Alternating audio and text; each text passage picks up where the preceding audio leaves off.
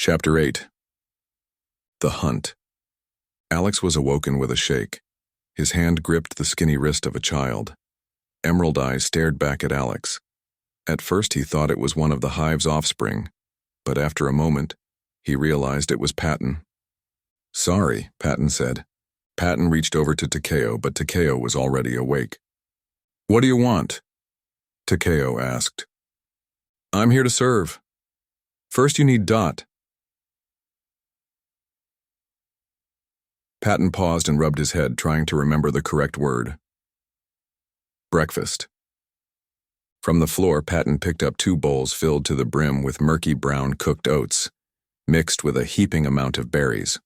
Alex was grateful for the nutrients. Luxurious silver spoons extended from its depths. "How did you get here?" Alex asked. Patton was wary to answer the question, his eyes investigating the inside of the hut, but it only contained the 2 beds and aimless flies overhead. "They took over Zone 6, Patton sadly revealed. Alex did not believe him. With the city's strong defense, no enemy could penetrate their walls. Even though the Hive was strong, it was much weaker than before. "This can't be true," Alex claimed, defensively crossing his arms. "How did you get out?" Takeo shouted. He gripped Patton by the collar and pulled him close. "Pretty much a few hours after you left, a bunch of Hive and loyalists came in. They had all kinds of stuff. We could not win." "In all that, you managed to escape?" "Let him finish," Alex said. "Don't let emotions blind you from traitors," Takeo shot back. "I was allowed life because I got out, that's it. That's when the Hive came. They said I was strong," Patton revealed. "Is anyone we know alive? What about Ives?" "Nobody. Important." The revelation stung. It meant their entire journey had been useless. If Alex had chosen to return to the city instead of travel to Riverside, he could have defended it and warned the collective of what was to come. Instead, they were now stuck in an environment that they may not be able to escape for years to come. "But the city is there. The citizens joined the Hive. It's really bad," Patton said. "Alex, don't talk to him. This kid joined the Hive. So did we. We're doing it to... I'm not even going to say it. I just want to know what good a child can do in the world's biggest army." Once he posed the question, Alex realized he hadn't asked Takeo the same thing. "I told you, they liked how we escaped. They said we're strong." "Bullshit," said Takeo. "Where were you escaping to?" "Quiet down," Alex warned. "We're the only 2 people left in our group. I'm not getting myself killed, or you, by this kid leaking our secrets. The rest are alive." "Not by now," Takeo said. "How can you say that?" Alex asked in disgust. "The kid is old enough to hear how harsh the world is. He's also old enough to be a spy." "David and Reese are not dead, and Patton is not a spy," Alex said as he separated the 2. Takeo shook his head. "You can't let him leave. Not until we've interrogated him. It's the way we do things." Alex began to doubt Patton's loyalty until Patton backed away. As Patton he gripped his wrist, his fear was evident. He was still the same boy. "I want to get out too," Patton said. "I don't like it here. I feel sick sometimes. I'm tired. It's terrible. I'll help you do it, Takeo." "Not yet," Alex said as he leaned down to his level. "But we will." He no longer cared about his own safety. All he wanted was for Patton to be okay. "Why didn't you go to Peddler's Lake?" Alex asked. "Why does Peddler's Lake matter?" Takeo asked. "It was a rendezvous point, a place to escape if anything goes wrong. The commanders were told about it." "You told him this, but not me?" Takeo hastily asked. "I knew that no matter what happened, you would be able to survive. If I die, it's your fault." Takeo stomped outside in righteous anger. "I'm sorry, I should not said that," Patton said, "and it's Have said that, and he's right. He should have known. Everybody should have known." "Everybody? Is there space?" "I don't know, but I would give up my spot for you," Alex said as he walked outside. The compound was alive with movement. Takeo hadn't gone far as Reina had gotten in his way, and he was only a mere minute away from their living space. Once Reina spotted him, she waved Alex over. "The 3 of you have been chosen for a mission. Come along," Reina said proudly. "What mission?" Alex asked. "A great honor." I'm asking what we're going to be doing. The food you eat does not come from thin air. You have been chosen as hunters. A great honor. You already said that, Patton said. Aren't you insightful? A duo of bodies flanked their group. They were both Hive, identifiable by their synchronized movements. Each of them has worthy skills, the Hive said. They weren't close enough to hear Reyna's words.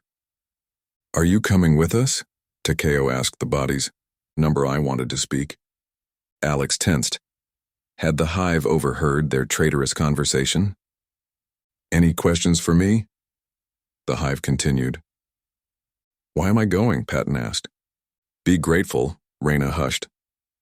Going? I want to see your strength, the strength of your crop. I want to see everything. What are we hunting? Takeo asked. Different question. Question, how can we hunt? We don't have weapons, Patton mentioned. You will receive another question. Why do you need children? You're already so powerful, Alex said, hoping to receive answers by stroking the alien's ego.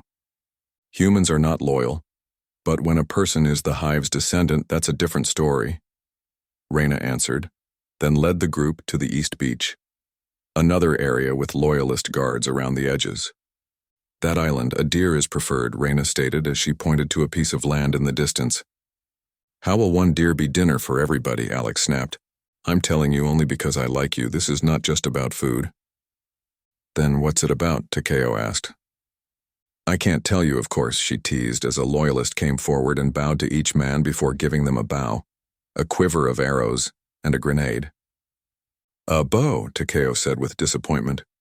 Takeo, I need to speak with you, Reyna said. Is saying a bow forbidden? Patton asked fearfully. It's not that, Reyna said. The trio looked to one another with suspicion until Takeo heeded the request. As they spoke, Takeo intermittently glanced over to Alex, whose hands gripped his bow, prepared to fire at Reyna if Takeo gave him a sign to do so. What are they talking about? Patton asked. I don't know, Alex snapped. Reyna withdrew Takeo's machete hilt along with 2 glimmering silver rectangles. He took the gifts without reservation. When Takeo approached, he gave Alex and Patton 1 rectangle each. Seeing them up close, Alex recognized the material. It looked like the one he was given when he'd first become a loyalist. Why do I have to wear a blindfold? Alex asked. Just put it on, Takeo urged.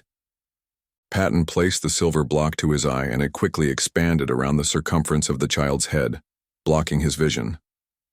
Answer me, said Alex. I am your commander. Not anymore. Alex had to restrain himself from striking Takeo. The fact that he would rather take instructions from the Hive angered him. Even with Zone 6 gone, the collective was not yet lost. Once the other zones came to their aid, Alex fantasized that doling out Takeo's punishment would be the first thing he would do. When does this thing get off? Patton complained.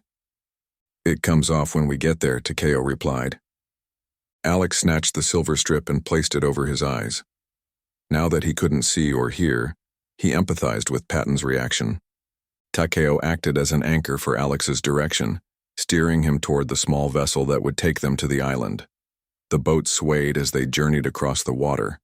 Once they reached the shore, Alex withdrew his silver blindfold, and in that moment he turned to Takeo. You're not coming back to the collective with me. They won't let us back in, not with this, Takeo countered, pointing to the marking on his skin.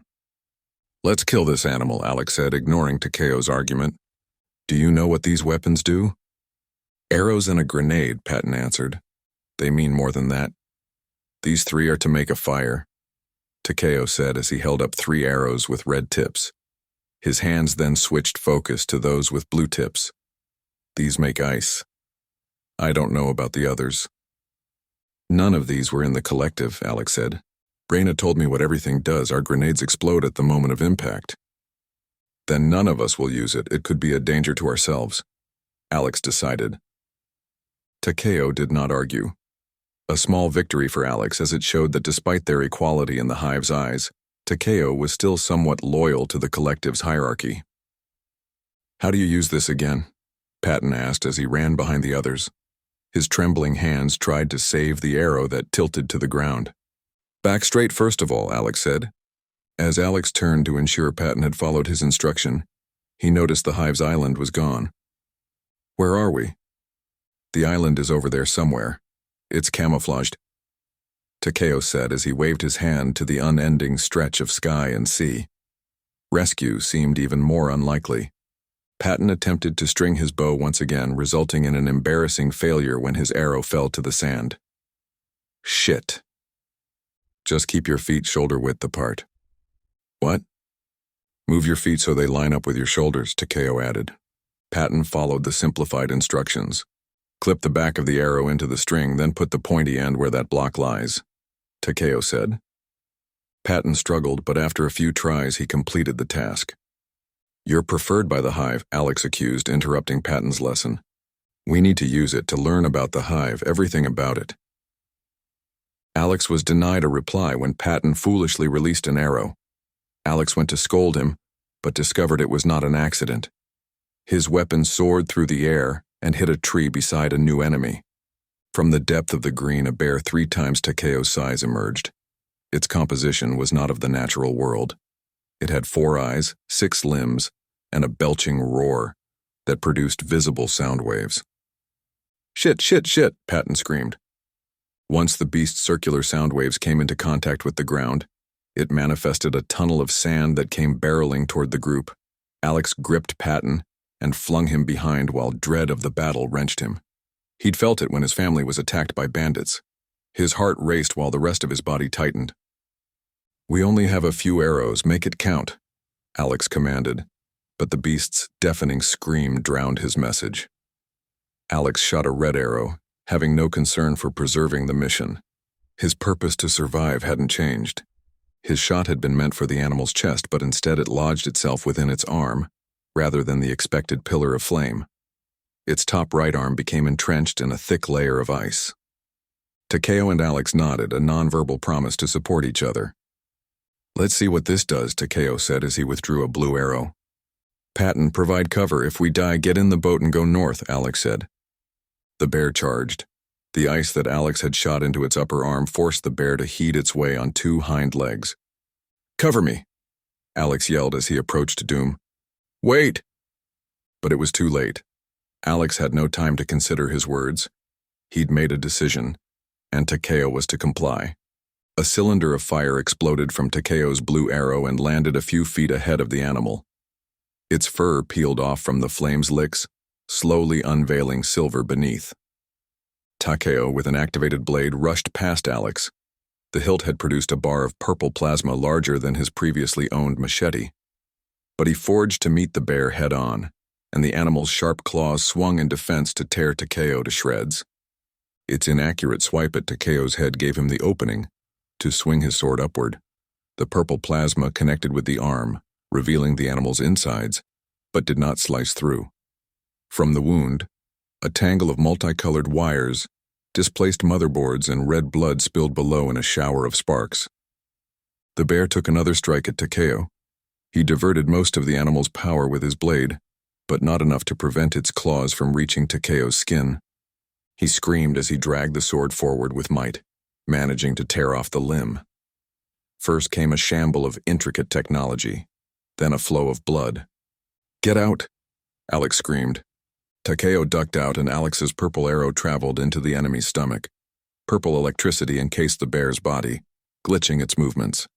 Takeo hacked at the left arm until he was backhanded. The sword slipped from his hands, landing near the bear's legs. Alex recovered it, managing to duck beneath the animal's vertical swing and retaliated by stabbing the sword into the bear's neck. When his strike did not slow the animal, he attempted to withdraw, but it came out tediously. Alex dropped the hilt and backed away to safety until the animal's claws connected with his flesh, narrowly skimming his clothing and stomach. Alex ran, an act he despised. "Now!" he called. The animal's life was terminated courtesy of Takeo's grenade. Patton took off his shirt and rushed to place it on Alex's wound. Blood soaked through the cloth, painting the material with red splotches. The scratch was not deep enough to kill, but it did cause throbbing pain. Alex looked to the animal's corpse, its remains of fleshy organs, chopped wires, dead bulbs, Wet blood and charred fur were scattered across the beach, the result of Takeo's wise defiance. Thanks for not listening to me. We need to get you back, Takeo said. The hive was controlling the animal. Look at the blood, Alex realized. Takeo and Patton both investigated with squinted eyes and quickly registered that within pools of red, the animal's blood contained flecks of green. They control animals too? Patton asked. Maybe more, Takeo theorized. It's changing. It's weaker than it's ever been. But it's still advancing. This needs to be known. We find the others, and we leave tonight, Alex decided. Maybe I'll stay here.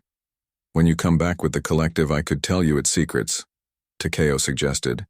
We go together as a team. Takeo did not argue further. The trio waltzed into the boat without the silver blinds blocking their senses, allowing Patton to propel the oars. At the journey's midpoint, the atmosphere shimmered and reality broke. The Hive's island became visible. The impressive display stirred up fear within Alex. They would not be saved. Someone would need specific coordinates to find them. That's amazing, Patton exclaimed. Did Reina tell you whether it can be destroyed? Alex asked Takeo. All she told me was that I shouldn't go back to the collective, that I'm valuable here. We're not beating it, Patton sulked. His enthusiasm for rowing began to wane. I didn't do anything during fight. The fight, and I wanted you safe, Alex replied. I was frozen, I'll never beat it. If you think that way, it will come true. What if it kills us? We didn't listen, we've brought no deer. Sometimes you have to make your own rules, Takeo said as the boat came to shore, where 3 Hive waited. The blindfolds, Takeo did not place them, the Hive stated. We finished what you asked, we deserve to see where we are, Alex said. Men of the collective, a simple battle does not mean reward. No deer meat was returned. We can go back, Takeo offered. Alex agreed, as it would give them a chance to speak without uninvited listeners. Unnecessary. You controlled the bear. You saw us. What did you think? Alex accused. You proved yourself through bravery, what I search for. Alex and Patton remained silent. Thank you, Takeo said. Patton, with me. Training. Which one? Me. The words came from all 3 bodies.